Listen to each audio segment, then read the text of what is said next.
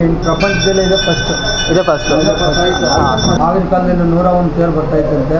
ನಾವು ಹುಟ್ಟಿರ್ಲಿಲ್ಲ ಅವಾಗ. ಹೆಣ್ಣು ಮಕ್ಕಳು ಬಂದ್ರಂತೆ. ಈ ಬಾವಿ ಇತ್ತಂತೆ ಕಲ್ಯಾಣಿ ತರ. ಅಲ್ಲಿ ನೀರ್ ಕುಡಿದ್ಬಿಟ್ಟು ಎತ್ಕೊಂಡ್ ಕಟ್ಟಾಕ್ಬಿಟ್ಟು ಸುಸ್ತಾಗಿ ಮಲಗಿದ್ರಂತೆ.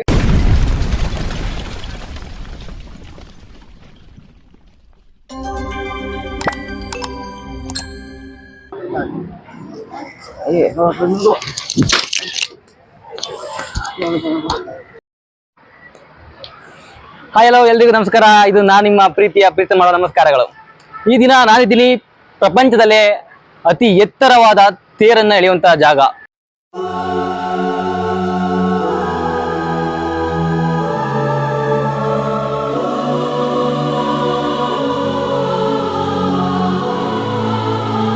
ಅದು ಬೇರೆ ಯಾವುದೂ ಅಲ್ಲ, ಹುಸ್ಕೂರು.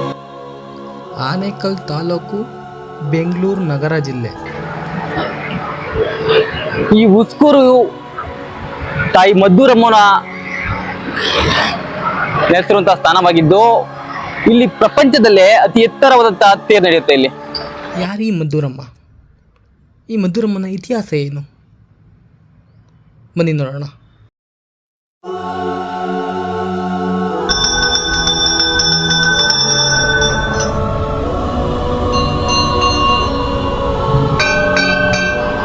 ಅಜ್ಜಿ ನಮಸ್ಕಾರ.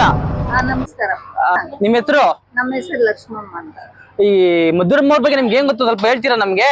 ನಮ್ಮ ಅತ್ತೆಯವರು ಹೇಳರು, ನಮ್ಗೇನು ಅಷ್ಟು ಗೊತ್ತಿಲ್ಲ. ನಮ್ಮ ಅತ್ತೆಯವರು ಹೇಳರು, ಇಲ್ಲಿ ಎತ್ತುಗಳಂತ ಮದ್ದೂರ್ಗೆ ಹೋಗಿದ್ರಂತೆ. ಅವರು ಎತ್ತುಗಳು ತಗೊಂಡು ನಡ್ಕೊಂಡು ಬರೋವಾಗ ಇಬ್ರು ಹೆಣ್ಣು ಮಕ್ಕಳು ಬಂದ್ರಂತೆ. ಬಂದು ಇಲ್ಲಿ ಒಂದು ಈ ಬಾವಿ ಇತ್ತಂತೆ ಕಲ್ಯಾಣಿ ತರ. ಅಲ್ಲಿ ನೀರ್ ಕುಡಿದ್ಬಿಟ್ಟು ಎತ್ತಂಗ್ ಕಟ್ಟಾಕ್ಬಿಟ್ಟು ಸುಸ್ತಾಗಿ ಮಲಗಿದ್ರಂತೆ. ಅವ್ರು ಇಲ್ಲೋಗಿ ಸಿಲಾದ್ರಂತೆ. ಆದ್ಮೇಲೆ ಇವರು ಅಲ್ಲೇ ಪೂಜೆ ಚಿಕ್ಕದಾಗಿ ಗುಡಿ ಕಟ್ಟಿ ಪೂಜೆ ನಡೀತಾ ಇವಾಗ ಇಂಪ್ರೂವ್ ಆಗಿದೆ. ಅಂದ್ರೆ ಅದು ಬಿಟ್ರೆ ನಿಮ್ಗೆ ಅಷ್ಟೊಂದು ನೀವು ಗೊತ್ತಿಲ್ಲ ಯಾರಿಗೂ ಇದ್ರ ಬಗ್ಗೆ, ದೇವ್ರ ಬಗ್ಗೆ ಅಷ್ಟೊಂದು ಗೊತ್ತಿಲ್ಲ. ಅಷ್ಟೇ ನಮ್ಗೆ ಗೊತ್ತು ಇರೋದು. ನಾವು ಬಂದ ಮೇಲೆ ಕುರುಬಸಪ್ಪ ಅಂತಿದ್ರು, ಅವ್ರ ಮೇಲೆ ಅಮ್ಮ ಬಂದಿದ್ ನಾವು ನೋಡಿಲ್ಲ. ಆ ಎಪ್ಪನ ಮೇಲೆ ಬರೋದು ಇವೇ ಕಲ್ಲುಗಳೇನೆ. ಅಲ್ಲಿ ಮರ ಇತ್ತು,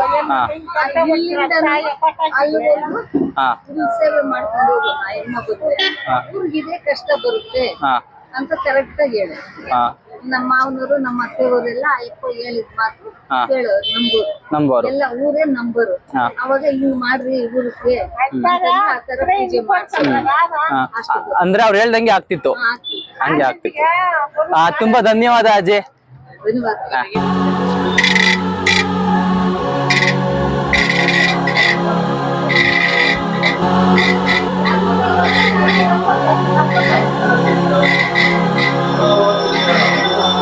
ಸರ್ ನಮಸ್ತೆ. ಸರ್ ನಿಮ್ಮ ನೇಮು? ಹುಸ್ಕೂರು ಸುಬ್ಬಪ್ಪ ಅಂತ. ಸರ್ ಈ ಮದ್ದೂರಮ್ಮ ತಾಯಿ ಬಗ್ಗೆ ಸ್ವಲ್ಪ ಇತಿಹಾಸ ನಮ್ಮ ಜನಗಳಿಗೆ ತಿಳಿಸ್ಕೊಡ್ತೀರಾ?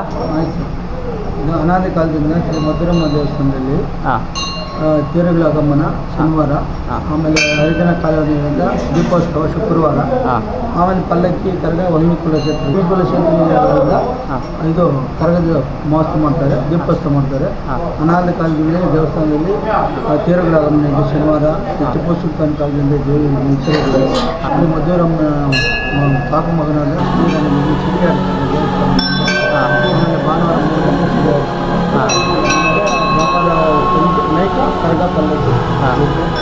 ಸರ್ ಇದು ಪ್ರಪಂಚದಲ್ಲೇ ಅತಿ ಎತ್ತರವಾದ ತೇರು ನಡೆಯೋದಿಲ್ಲ ಅಂತ ಹೇಳ್ತಾರೆ, ಸತ್ಯನ ಸರ್ ಅದು? ಇಲ್ಲಿ ಪ್ರಪಂಚದಲ್ಲೇ ಇದೆ ಫಸ್ಟ್. ಸರ್ ಮತ್ತೆ ಅವ್ರು ಹೇಳಿದ್ರು ಬೇರೆ ಬೇರೆ ಊರುಗಳಿಂದಲೂ ಕೂಡ ತೇರು ಬರುತ್ತೆ ಅಂತ. 15 ಕಿಲೋಮೀಟ್ರು 10 ಕಿಲೋಮೀಟ್ರ್ ಊರಿನಿಂದ ತೇರು ಬರುತ್ತೆ. ಆಗಿನ ಕಾಲದಲ್ಲಿ 101 ತೇರು ಬರ್ತಾ ಇತ್ತಂತೆ. ನಾವು ಹುಟ್ಟಿರ್ಲಿಲ್ಲ ಅವಾಗ, ದೊಡ್ಡವ್ರು ಹೇಳ್ತಾರೆ. ಈಗ ಸದ್ಯಕ್ಕೆ ಇವತ್ತು ಈ ಸಾರಿ 17 ತೇರು ಬರುತ್ತೆ. 17ರಲ್ಲಿ ರೈಲ್ವೆ ಟ್ರ್ಯಾಕ್ ಹತ್ರ ಒಂದು 6 ಇರ್ತದೆ. ರೈಲ್ವೆ ಕರೆಂಟ್ ರೈಲ್ವೆ ಇರೋದ್ರಿಂದ ಅಲ್ಲಿ ಬರೋಕ್ಕಾಗಲ್ಲ. ಆಮೇಲೆ ಬೇರೆ ಇನ್ನು 11 ತೇರು ಬರುತ್ತೆ ಬೇರೆ ಕಡೆಯಿಂದ. ಗಡ್ನಮಂಗಲ, ಕಾಯಚಂದ್ರ, ಗೋಳಮಂಗಲ, ಲಕ್ಷ್ಮೀನಾರಾಯಣಪುರ, ಇಲ್ಲೇರಿಗೆ, ಸಿಂಗನಗರ, ಗೊಂಜೆಟ್ಪಲ್ಯ, 11 ತೇರು ಬರುತ್ತೆ. 11 ತೇರು ಬರುತ್ತೆ. ಮತ್ತೆ ಈ ಸಲ 17 ಕುರ್ಜಾ ಫಸ್ಟ್ ಟೈಮ್ ಮಾಡ್ತಿರೋದಾ? ಫಸ್ಟ್ ಟೈಮ್ 17 ಕುರ್ಜಾ 11 ಬರ್ತಾ ಇತ್ತು. ರೈಲ್ವೆ ಟ್ರ್ಯಾಕ್ ಉದ್ಯೋಗದಿಂದ ಕರೆಂಟ್ ಇದರಿಂದ 11 ನಿಂತೋಯ್ತು. 4 ತೇರಿಗೆ ಸ್ಟಾಪ್ ಆಯಿತು. ಮತ್ತೆ ಹೋದ ಸರಿ 3 ತೇರು ಬಂದಿತ್ತು. ಸ್ವಲ್ಪ ಪ್ರಾಬ್ಲಮ್ ಆಗಿ ಈಗ 200 ಅಡಿ 150 ಅಡಿ ಕಟ್ಕೊಂಡ್ಬರ್ತಾ ಇದ್ರು. ಅದರಿಂದ ಗೌರ್ಮೆಂಟ್ ಸರ್ಕಾರದವರು ಅದಕ್ಕೆ ಲಿಮಿಟ್ ಮಾಡಿ 80 ಅಡಿಗೆ ಎಲ್ಲ ತೇರುಗಳು 80 ಅಡಿ ಬರಲಿ. ಓಕೆ, ಅಂದರೆ ಈಗ 17 ಕುರ್ಜಿ ಏನಿದೆ ಅದು 80 ಅಡಿ ಇರುತ್ತೆ ಟೋಟಲ್ ಎಲ್ಲನೂ 17 ತೇರು 80 ಅಡಿನೇ. Okay okay sir. ಮತ್ತು ತಾಯಿ ಪವಾಡಗಳು ಏನಾದ್ರು ನಿಮ್ಗೆ ಗೊತ್ತಿದೆಯಾ? ತಾಯಿ ಪವರು ಇಲ್ಲಿ ನೀನು ಬರ್ತೀಯಾ, ಒಂದಿನ ದೇವಸ್ಥಾನಕ್ಕೆ ಹೊಸ್ದಾಗಿ ಬಂದಿರ್ತೀಯ, ತಾಯಿ ಮೊನ್ನೆ ಈ ದೇಶದಲ್ಲಿ ಯಾರಿಗೂ ಸೆಟ್ಟಿಂಗ್ ಮಾಡಿಲ್ಲ, ಬಂದವ್ರಿಗೆ ಎಲ್ರಿಗೂ ಒಳ್ಳೇದಾಗಿರ್ತೈತೆ. ಆ ತಾಯಿ ಅದು ಮದ್ದೂರಿಂದ ಬಂದಿರೋದು ಅಮ್ಮ ಬಂದು ನಿಲ್ಸಿರೋದು. ಅಲ್ಲಿ 7 ಜನ ಅಕ್ಕ ತಂಗಿರಿಯವರು, ಅದರಲ್ಲಿ 2 ಈ ಜಾತ್ರೆಗೆ ಹೋಗ್ತಾ ಇದ್ರು. ಬಸ್ಸುಗಳಿಗೆ ಕುಡಿತಾರೆ ತಾಯಿ ಬಂದು ನಿಲ್ಸಿರೋದು. ಆಮೇಲೆ ಟಿಪ್ಪು ಸುಲ್ತಾನ್ ಬಂದಾಗ ಅವ್ರಿಗೇನೋ ತೊಂದರೆ ಆಗಿ ಅವರು ಅಡಿಕೆ ಹೊಸ್ಕೊಂಡು ದೇವಸ್ಥಾನ, ಆಮೇಲೆ ಚಿನ್ನದ ವಿಗ್ರಹಗಳು 3 ವಿಗ್ರಹಗಳು ಮಾಡಿಕೊಟ್ಟಿದ್ದಾರೆ. ಅದು ಆನೆಕಲ್ಲಲ್ಲಿ ತಾಲೂಕು ಆಫೀಸಲ್ಲಿ. ಅಂದರೆ ಟಿಪ್ಪು ಸುಲ್ತಾನ್ ಅವರು ಇದನ್ನ ರೀಬಿಲ್ಡ್ ಮಾಡಿದ್ರು ಅಂತ ಹೇಳ್ತಾ ಇದ್ದೀರಾ? ಅವರು ಮರು ನಿರ್ಮಾಣ ಮಾಡಿಕೊಟ್ಟಿದ್ದಾರೆ. ತುಂಬ ಧನ್ಯವಾದ ಸರ್ ನಿಮಗೆ.